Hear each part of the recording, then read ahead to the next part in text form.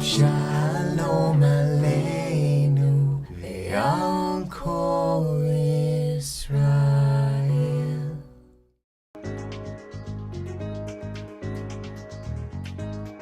Eu trato aí de Philon, que foi um filósofo judeu helenístico, grego, do século I depois de Cristo, e que é um pensador muito importante porque Philon ele tentou traduzir a mensagem da Torá, a mensagem judaica, para o grego, não só para o grego do ponto de vista do idioma, mas também para o grego do ponto de vista conceitual, né, para a filosofia grega.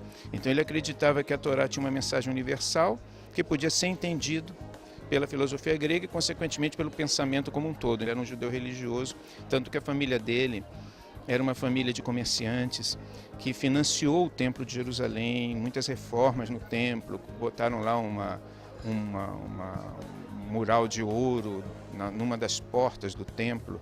Então ele era uma família envolvida com o Templo de Jerusalém e envolvido com as questões políticas da época.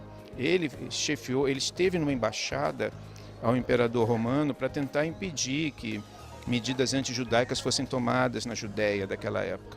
Então ele, além de ser um filósofo, ele era um judeu praticante. Ele foi o primeiro a tentar traduzir valores bíblicos em filosofia grega, né? Depois, mais tarde, alguns pensadores cristãos entenderam que aquilo ali fazia sentido à luz do pensamento filosófico antigo, né?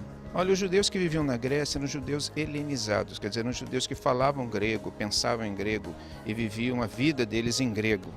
Então eles tinham, apesar de estarem muito ligados ao templo, eles tinham um universo cultural próprio. Philon diz que o número de judeus que existia no Egito nessa época, Alexandria no Egito, né, chegava a 1 milhão. Ele dizia que tinha judeus espalhados desde o delta do Egito, Alexandria, que era uma cidade do delta, até a Etiópia. Eles tinham sinagogas e tudo, e muito ligados ao templo em Jerusalém. Eles tinham total lealdade ao templo e caminhavam junto com o templo, mas eles tinham as suas sinagogas, e a sua prática e os seus serviços em grego. É um judaísmo que desapareceu porque esteve envolvido em guerras e levantes que começaram na época de Júlio César e foram até antes da Grande Guerra contra Bar Kokhba. Os judeus gregos, esses judeus helenizados, eles foram praticamente destruídos em uma série de revoltas contra os romanos.